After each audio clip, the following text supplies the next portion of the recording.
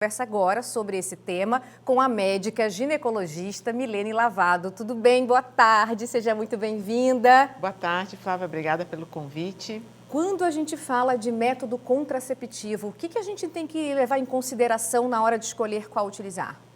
A primeira pergunta a ser feita é quando você quer ter um filho. Dependendo de quando você planeja ter um filho, você vai usar métodos de contracepção que podem ser mais curtos, de curta duração, ou de longa duração. Essa é a pergunta principal. E depois são os dados clínicos da paciente, né? Tem alguns dados clínicos que contraindicam alguns métodos contraceptivos. O que é mais utilizado hoje em dia para quem não quer ter filho nos próximos 5 anos? Sem dúvida nenhuma, no Brasil, o que é mais utilizado é a pílula contraceptiva por via oral. E para a gente escolher uma pílula, a gente precisa de consulta? Porque a gente vê muito assim, a amiga tomou. Qual anticoncepcional você está tomando? A amiga toma também, mas as pessoas são diferentes, né? Sim, precisa, porque há alguns contraceptivos que são contraindicados em algumas pessoas. Por exemplo, se ela tiver história de trombose venosa profunda na família, não precisa ser nem nela, já tem contraindicação de contraceptivo combinado. Então, precisa sim de uma consulta. Se a pessoa tem mais acne, tem contraindicação de alguns contraceptivos. Então, é necessária a consulta até para ver o perfil da paciente para conseguir adequar a melhor escolha. E quando a gente fala de efeito colateral, tem mesmo? Tem. Os efeitos colaterais mais comuns do contraceptivo hormonal é enjoo, náusea, mastalgia, né, dor na mama, a cólica eventual, né? Então, cada contraceptivo tem efeitos colaterais que na maioria das vezes são bem suportáveis e depois de 3 meses de uso contínuo eles tendem a reduzir ou até desaparecer. Nosso público está participando, pode colocar a pergunta que chegou para gente? A Edna, a injeção de 3 meses engorda mesmo ou é só mito? É verdade, já ouvi falar também. Na verdade, ela é uma dose bem alta de um progestágeno, né, chamado de medroxiprogesterona, e esse progestágeno ele causa edema, mas ele em si não engorda, mas ele aumenta muito o apetite.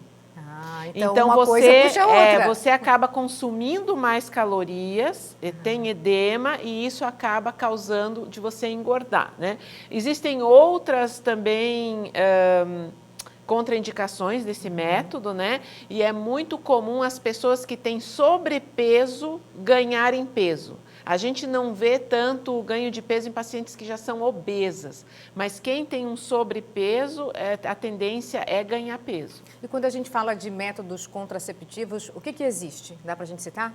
Sim, a gente tem os métodos definitivos, né, que seria a laqueadura, a vasectomia, e os métodos temporários. Dos temporários, a gente tem os de longa duração, que é o DIU e o implante, e os que podem ser de curta duração, que são os injetáveis e as pílulas. E basicamente esses grupos se dividem em hormonal e não hormonal. Entendi. Tem mais a participação do nosso público, pode colocar na tela. Alice, o anticoncepcional causa depressão ou piora para quem já tem?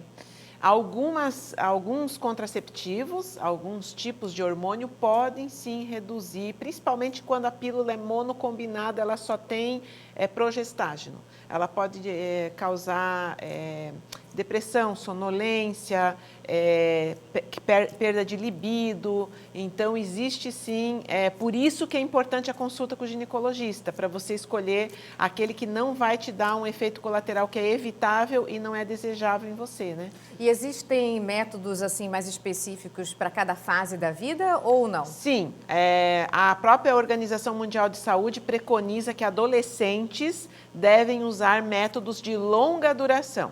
É a nossa responsabilidade usar métodos efetivos e de longa duração para evitar a gravidez na adolescência. E quando a gente fala de adolescentes, quando que a mãe deve levar assim, a adolescente ao ginecologista e começar a falar desse assunto? Assim que ela começar a menstruar, ela já deve fazer uma consulta no ginecologista. Pode colocar já na tela. A Leila, doutora, o adesivo é seguro? O adesivo é seguro, é um método eficaz, tá? Tem uma alta taxa de eficácia. Próxima pergunta, produção. Ela está perguntando o seguinte: tenho uma bebê de 8 meses, ainda não menstruei desde que ela nasceu. Não estou tomando nenhum contraceptivo. Tenho mais chances de engravidar novamente? Ela não está menstruando provavelmente porque amamenta, né? E a prolactina, ela inibe a ovulação, que é o hormônio que produz o leite, mas ela pode ovular a qualquer momento. Mesmo sem menstruar antes. Então, se ela não quer engravidar em curto espaço de tempo, ela tem que ficar atenta e procurar uma unidade de saúde para receber uma contracepção.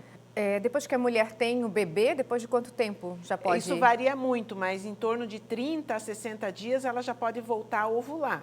E pode voltar a menstruar e a gestar. Então, o fato dela não estar menstruando não quer dizer que ela não possa engravidar em breve. Entendi. Pode colocar a outra participação. A Daiane, eu uso há 10 anos o adesivo e ela está perguntando se precisa fazer alguma pausa. Não precisa fazer pausa para nenhum método contraceptivo. A pausa até é contraindicada porque existe o risco de você engravidar nessa pausa.